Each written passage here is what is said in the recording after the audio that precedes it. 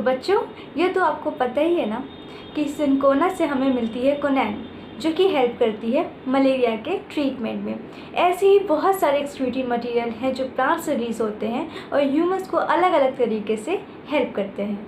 हे बच्चों, welcome to science club. सो बच्चों, last videos में हम लोगों ने पढ़ा था सिक्रेटरी मटेरियल के बारे में और साथ ही पढ़ा था रिजर्व मटेरियल के बारे में।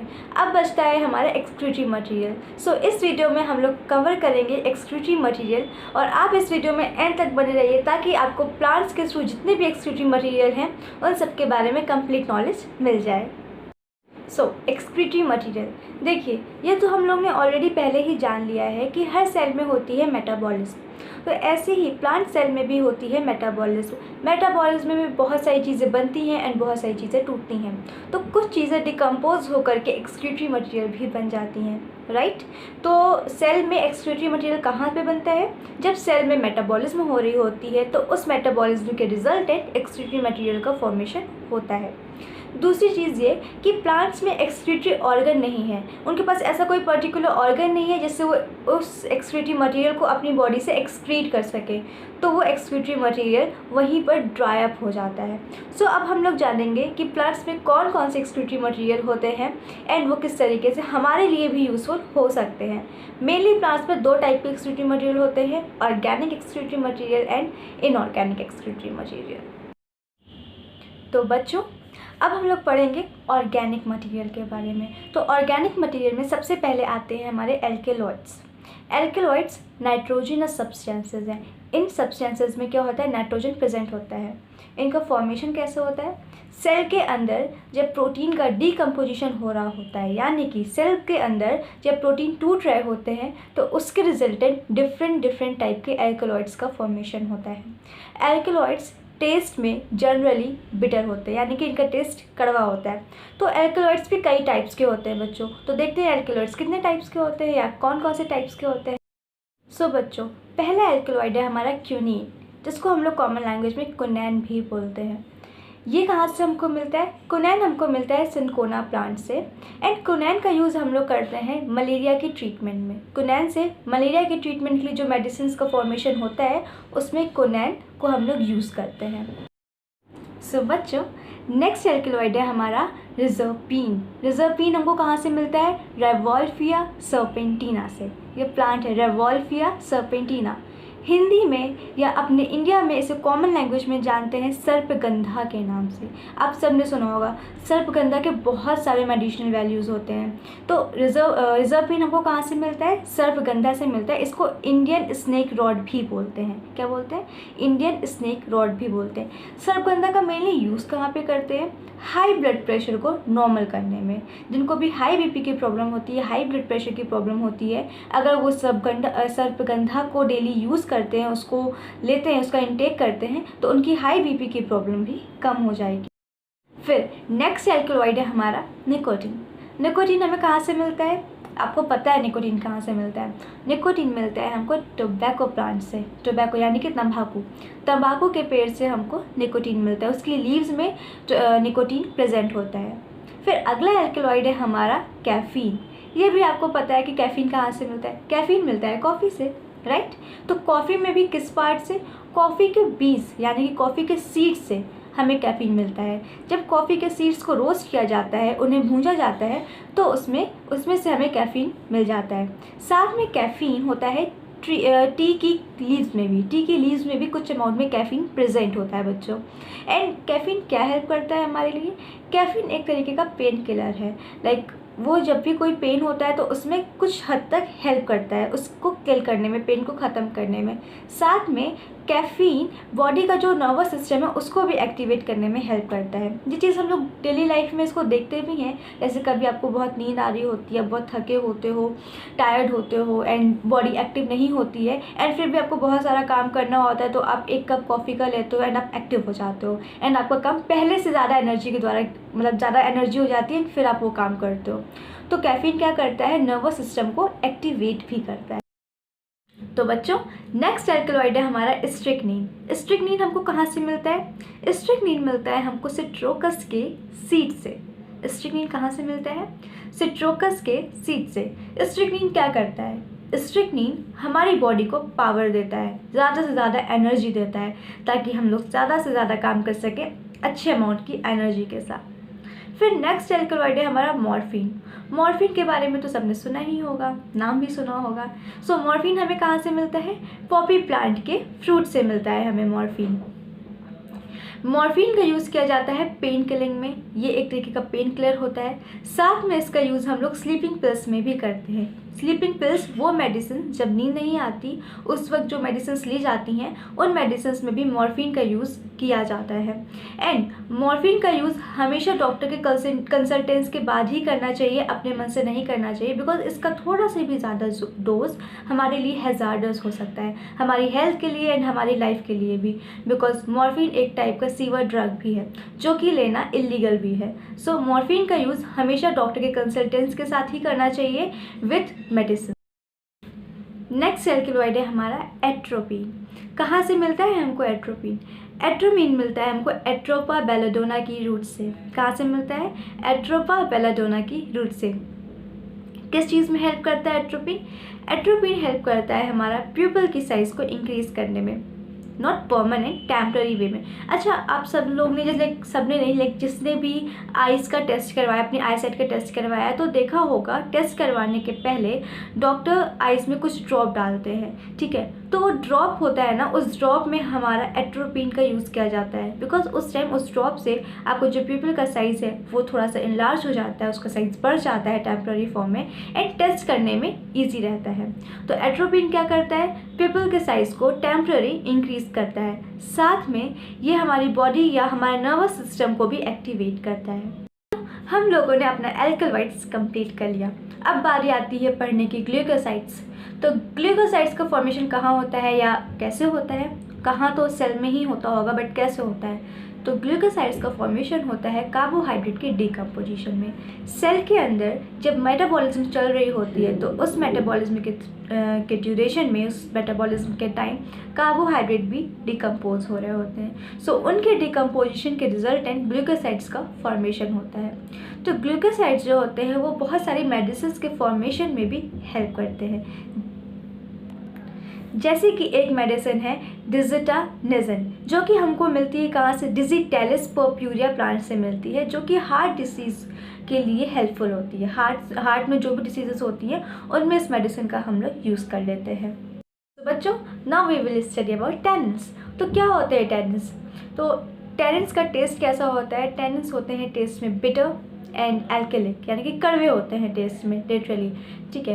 एंड ये प्रेजेंट क्या होते हैं? ये प्रेजेंट होते हैं साइटोप्लाज्म में, सेल वॉल में, बाग्स में, लीव्स में, इन जगहों पर ये प्रेजेंट होते हैं। एंड साथ में जो हमारे अनराइप यानी कि जो हमारे कच्चे फल होते हैं उनमें टैनिन ज़्यादा प्रेजेंट होता है in comparison to ripen fruits, यानी कि पके फलों में। जो कच्चे फलों में टैनिन का अमाउंट ज़्यादा होता है और पके फलों में टैनिन का अमाउंट कम होता है। टैनिन किस लिए यूज़ किया जाता है? लेदर को हार्ड करने में, उसे कठोर करने में टैनिन का यूज़ किया जाता है। साथ में टैनिन का यूज़ किया जाता है मेडिसिन के फॉर्मेशन में, साथ ही साथ टीज की लीव्स में भी टैनिन प्रेजेंट होता है, राइट। सो अब बारी आती है लेटेक्स की। तो लेटेक्स का कलर होता है वाइट, येलो और ब्राउन, इन कलर्स में लेटेक्स प्रेजेंट होते हैं। ये इमल्शन फॉर्म में होते हैं। साथ में प्लांट्स में जैसे कभी कोई घाव हो गया, कोई वूंड हो गया, लाइक उनको चोट लग गई, कट लग गया, किसी जानवर ने मार दिया, तो उनके घावों को भरने के लिए भी लेटेक्स हेल्प करता है, यानी कि प्लांट्स के घावों को भरने में लेटेक्स हेल्प करता है।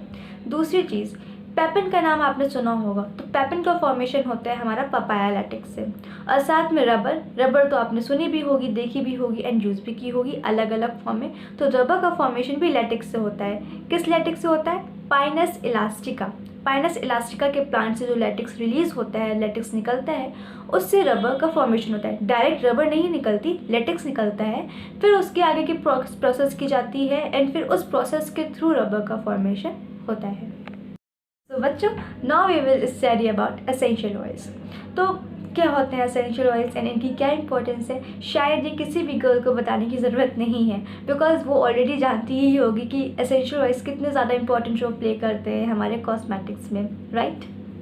बट फिर भी अगर इसके नेचर और इसके जो ओरिजिन है उसके बारे में जान लेंगे तो और भी अच्छा हो जाएगा। तो एसेंशियल ऑयल्स जो होते हैं ये वॉलेटाइल होते हैं नेचर में, यानी कि ये बहुत जल्दी वेपराइज हो जाते हैं नॉर्मल टेम्परेचर में भी। साथ में ये सीक्रेट होते हैं ग्लैंड्स, कुछ पर्टिकुलर ग्लैंड्स होती हैं उनसे एसेंशियल ऑयल्स का सीक्रेशन होता है, और कुछ पर्टिकुलर सेल्स भी होती हैं जिनसे एसेंशियल ऑयल्स सीक्रेट होते हैं। साथ में ये कहाँ कहाँ प्रेजेंट होते हैं, जैसे कि जो हमारा ऑरेंज हो गया और लेमन हो गया, सिट्रस फैमिली हो गई, सिट्रस फैमिली के पील यानी कि उनके छिलके में हमारे ऑयल ग्लैंड्स प्रेजेंट होते हैं, वहाँ से एसेंशियल ऑयल रिलीज होता है। साथ में कुछ फ्लावर्स हो गए जैसे कि रोज़ हो गया, जैस्मिन हो गया हमारा, एंड चमेली, बेला, ये सारे फ्लावर्स जो हो गए इनके पेटल्स में से हमें एसेंशियल ऑयल्स मिल जाता है। साथ में यूकेलिप्टस के लीव्स, यूकेलिप्टस की जो लीव्स होती हैं वहाँ पे भी ग्लैंड्स प्रेजेंट होती हैं, एंड वहाँ से हमें एसेंशियल ऑयल्स मिल जाते हैं। एसेंशियल ऑयल का जो यूज़ होता है वो किस में किया जाता है, मेडिसिन्स में किया जाता है, सोप्स में किया जाता है, मेडिसिन्स में भी किया जाता है एसेंशियल ऑयल्स का यूज़, बिकॉज ये हेल्थ के लिए काफ़ी बेनिफिशियल होते हैं। तो मेडिसिन्स में, सोप्स में अच्छी स्मेल आए, साथ में बहुत सारे कॉस्मेटिक प्रोडक्ट्स में, स्किन केयर प्रोडक्ट्स में भी हमारे एसेंशियल ऑयल्स का यूज़ किया जाता है।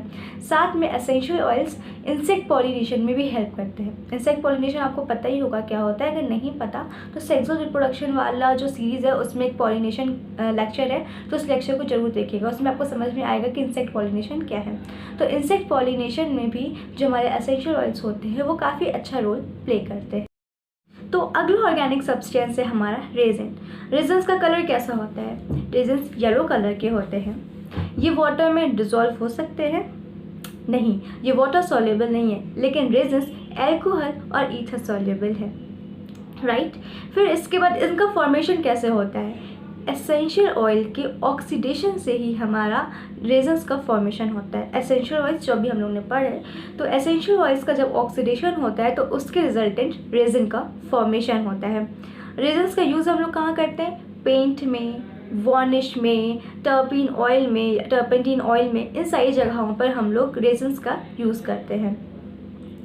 आप सबने एसोफिटिडा का नाम तो सुना ही होगा, जिसको हिंदी में बोलते हैं हींग। तो ये भी हमको एसोफिटिडा प्लांट से मिलता है, लेकिन ऐसा कोई फल नहीं होता। ये एसोफिटिडा जो प्लांट होता है उसके रूट में जो होता है रेजिन जो होता है वो सीक्रेट होता है मिल्क के फॉर्म में, एंड उसका डिपोजिशन जब होता है तो उस डिपोजिशन को हम लोग निकाल लेते हैं, फिर उसको एज ए एसोफिटिडा यूज़ करते हैं। एसोफिटिडा को हिंदी में हम लोग बोलते हैं हींग, जिसको हम लोग फूड में यूज़ करते हैं। अपने इंडियन फूड में हींग का यूज़ ज़रूर किया जाता है, बिकॉज ये काफ़ी हेल्दी होता है एंड हेल्थ के लिए काफ़ी यूज़फुल भी। एंड टर्पेंटीन ऑयल जो होता है उसका फॉर्मेशन होता है पाइनस के स्टेम से। तो अगला ऑर्गेनिक सब्सटेंस है हमारा गम्स, हिंदी में बोलते हैं इसे गोंद। तो गम का फॉर्मेशन कैसे होता है, प्लांट सेल वॉल बनी होती है सेल्यूलोज की, तो जब उस सेल्यूलोज का डिकम्पोजिशन होता है तो उसके रिजल्टेंट फॉर्मेशन होता है गम का, गोंद का, ठीक है। तो गम्स का यूज़ कहाँ करते हैं, मेडिसिन्स में इसका यूज़ कर सकते हैं हम लोग, स्टिकिंग में, चिपकाने में, लाइक पेपर चिपकाना है या कोई चीज़ चिपकानी है तो उसमें हम लोग यूज़ कर सकते हैं। साथ में जो बबूल की गोंद होती है ना, बबूल का जो पेड़ होता है उससे जो गम निकलती है उसका यूज़ हम लोग खाने में भी करते हैं। एंड गम को अगर सर्दियों में इंटेक करें, इस बबूल की गोंद को अगर सर्दियों में खाते हैं तो वो हेल्थ के लिए बहुत यूज़फुल होता है। सो अगला ऑर्गेनिक सब्सटेंस है हमारा ऑर्गेनिक एसिड्स। तो ऑर्गेनिक एसिड्स वाटर में सॉल्युबल होते हैं, हाँ होते हैं। Organic acids soluble in water. साथ में इनका टेस्ट कैसा होता है, एसिड है तो ऑब्वियसली खट्टा ही होगा टेस्ट में। Present in leaves and fruits, ये लीव्स में भी प्रेजेंट होते हैं एंड फ्रूट्स में भी प्रेजेंट होते हैं। तो कुछ ऑर्गेनिक एसिड्स के नाम देख लेते हैं हम लोग, जैसे कि टैमरिंड यानी कि जो हमारी इमली होती है, और ग्रेप्स यानी कि अंगूर, इसमें कौन सा ऑर्गेनिक एसिड मिलता है हमको, यहाँ पे मिलता है हमको टार्टेरिक एसिड। नेक्स्ट है हमारा सिट्रस फैमिली। सिट्रस फैमिली में कौन कौन आते हैं, लेमन आता है, मौसमी आती है, ऑरेंजेस आते हैं, ये सारे सिट्रस फैमिली के फ्रूट्स हैं। तो यहाँ पे हमें कौन सा ऑर्गेनिक एसिड मिलता है, यहाँ पे हमको मिलता है सिट्रिक एसिड। फिर एप्पल में कौन सा मिलता है एसिड हमको, एप्पल में मिलता है हमको मैलिक एसिड। एंड फिर लास्ट है हमारा सोर स्पिनच जो खट्टी पालक होती है, धनिया आलू में जिसका यूज़ किया जाता है, तो सोर स्पिनच में हमको मिलता है ऑक्सैलिक एसिड। तो बच्चों, हम लोगों ने सारे ऑर्गेनिक एक्सक्रीटरी सब्सटेंसेस पढ़ लिए।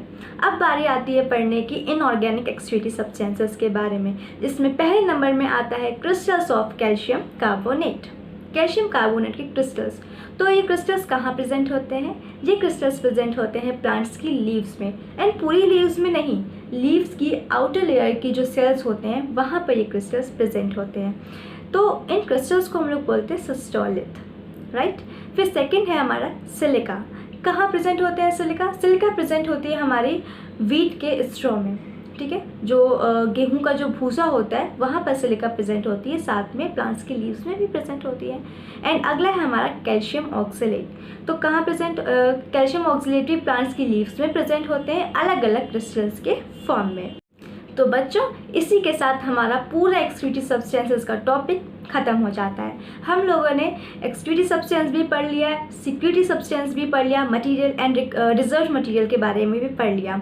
सो आई होप आपको ये लेक्चर समझ में आया होगा। अगर आपको वीडियो अच्छा लगा है और वीडियो देखते देखते आप लोग यहाँ तक आ ही गए हो, तो प्लीज़ वीडियो को लाइक भी कीजिएगा, अपने दोस्तों के साथ शेयर भी कीजिएगा, और साथ ही साथ अगर आप चैनल में नए हैं या फिर चैनल को अगर अभी तक सब्सक्राइब नहीं किया है तो प्लीज़ सब्सक्राइब भी करिएगा चैनल को।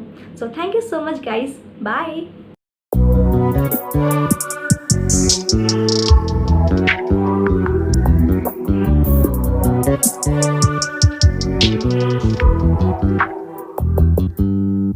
You just always been a tighter rush that I've been laid back.